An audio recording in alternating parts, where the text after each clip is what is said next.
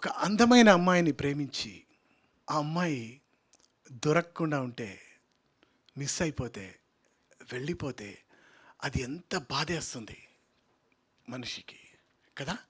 అంతగా ప్రేమించి ఆ ఏజ్లో అంతగా ప్రేమించి అంతగా కలిసి తిరిగి బైక్ మీద తిరిగి అలా చేసి హ్యాండ్ ఇచ్చి వెళ్ళిపోతే అందమైన అమ్మాయిని ఏమనాలి? అమ్మాయిని ఏమంటామంటే, గుండెకే గాయం చేసి నిండుగా నవ్వేస్తుంది, పుండుపై కారం చల్లి పువ్వులే చల్లేస్తుంది, మనసులో చోటిస్తున్నా మాటలే దాటేస్తుంది, పూటకో మాటను మార్చి మాటలే దాటేస్తుంది, గుండెకే గాయం చేసి.